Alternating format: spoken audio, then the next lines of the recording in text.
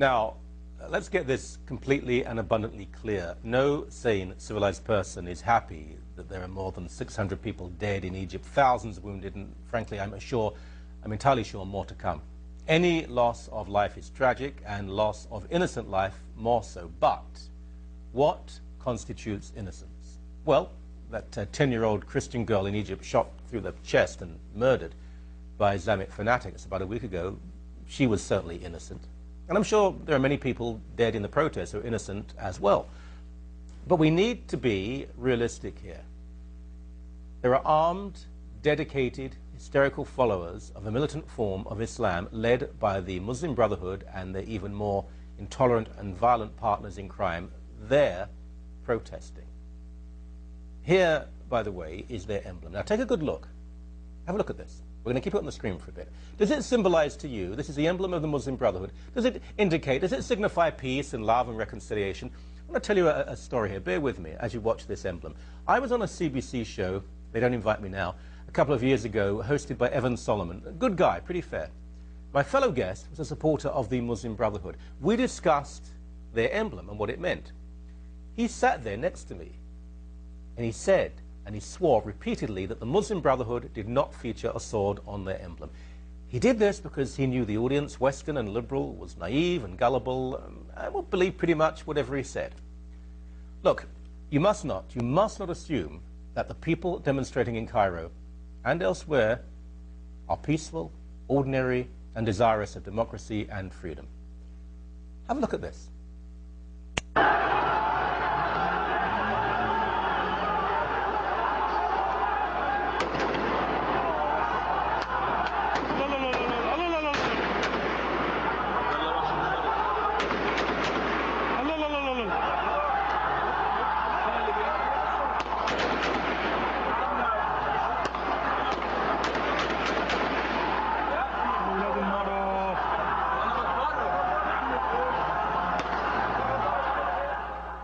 The voice, a person saying, no, no, no, no, no. And the soldier only fired when someone pushed him from the back. It's obvious what happened to these soldiers.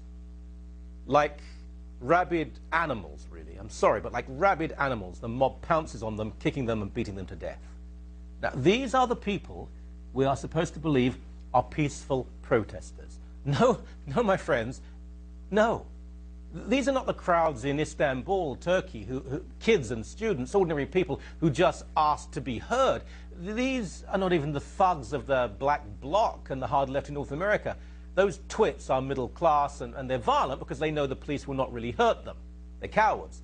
The Egyptian mobs, though, they will die for their religion and their cause. They actually want to die for their religion and their cause. Hassan al-Banna was the founder of the Muslim Brotherhood. He admired Hitler, he hated Jews, he wanted the Nazis to win the war, he supported the raising of an SS division amongst Muslims. Supporters of the Muslim Brotherhood have assassinated their opponents, they've killed Christians, Jews, Hindus, Buddhists, Baha'i people simply for being different. They believe in a strict, rigid interpretation of Sharia law, leading to the subjugation of women, honor killings, stoning, the execution of homosexuals, the dhimmi status, second-class status of non-Muslims who have to pay a tax merely for existing, an armed jihad against the West and non-believers. They do not believe in democracy. They'll use it, they don't believe in it. They do not believe in freedom. They do not believe in the human rights we take for granted. And they certainly do not believe in peace. Please do not assume that desire for peace that we possess is shared by the Muslim Brotherhood. Martyrdom matters more than morality to them. Death matters more than life. This is not a sadistic military just killing protesters. This is a civil war between an army that to a large extent represents moderate Muslims, Christians, progressives, liberals, fighting an Islamic mob heavily armed that seeks to transform Egypt into a medieval Islamic state and wants an armed attack on every country that does not bend the knee. I've never been comfortable with the statement. You hear a lot that, oh, in some countries, some places, human life doesn't matter. I don't like that. But I do know from experience that in some cultures and in some religions, human life has a radically different meaning and a radically different purpose. We're seeing that now there.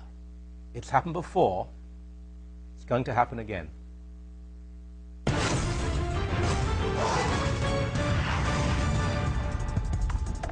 The United States strongly condemns the steps that have been taken by Egypt's interim government and security forces. We deplore violence against civilians. We support universal rights essential to human dignity, including the right to peaceful protest. We oppose the pursuit of martial law, which denies those rights to citizens under the principle that security trumps individual freedom, or that might makes right. And today, the United States extends its condolences to the families of those who were killed and those who were wounded. He's out of his depth here. He is out of his depth, and these are empty words, and he gave about half a sentence of talking about what is effectively the ethnic cleansing of Christians in this country. Alessandro Bruno is with us, he's an expert on the Middle East, certainly about Egypt. This is not unarmed, peaceful protesters simply wanting democracy being attacked by a violent military. It's far more nuanced than that. Well, it's much more nuanced and it's much more strategic than that. Morsi isn't, this is not even Morsi controlling the strings. It's someone. It's the Muslim Brotherhood leadership, and in fact, some of them have been arrested. This action, I think, was definitely desired by the Muslim Brotherhood because this gives them martyrs, shaheed. This will give the impetus for more protests and stronger resistance. It'll make life very difficult for the new government, putting it in embarrassing situations as it is right now, with the deaths of various civilians.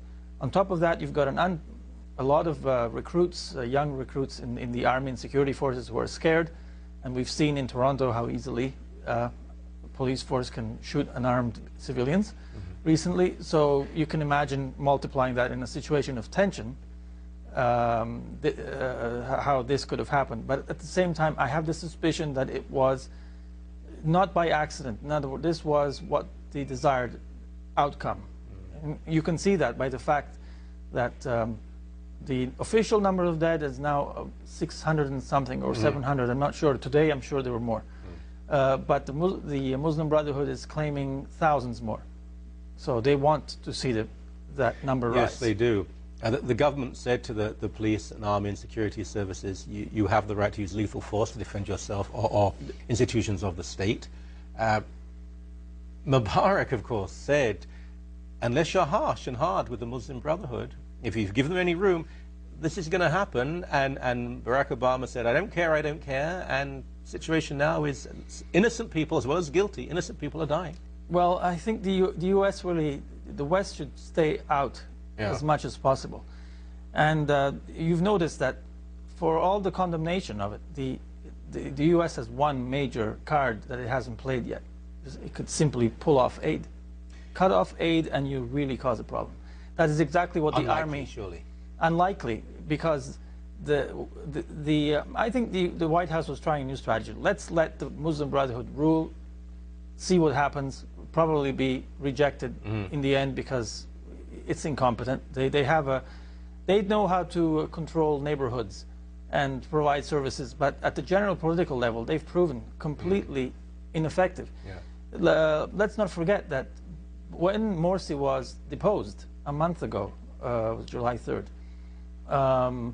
he was at most suffering, 22% support. Most of the country was against him, not just the army. So that number probably hasn't changed. It's interesting to note that the more radical Noor party, made up by real Muslim fundamentalists, has not supported the Brotherhood in this stance. Now, explain that to me. That is a very difficult thing to explain. They obviously are competing with that. Let's just accept if people aren't following the situation. These are people, I mean, there are wings in the Muslim Brotherhood, and there are certain groups within it who probably don't approve of this. They are more peaceful, and maybe more progressive, if you like. But this other party is radical. Pro-complete Sharia, elimination of Christians, and so on. Not only that, one of their main representatives in Parliament was involved in the assassination of Sadat in 1981. And a lot of this is another problem. A lot of people have been released from jails. And I've seen just from the faces of the the crowds. Some of them looked like they were inside in the camped out. I think those are the people who probably were. They were chosen carefully. Let's talk. It's important that we do this about the treatment of Christians in Egypt. The Coptic Pope was part of a group of people, a transition team, when this new government came in. There were many others, but Christians have been targeted. It's not just Christians. This is, I think, very significant. It's churches too, a 4th century church in Upper Egypt. It's an attempt by some, and not all in the Muslim Brotherhood. There are those who do see Christians as being part of the fabric of the country, but they're enablers.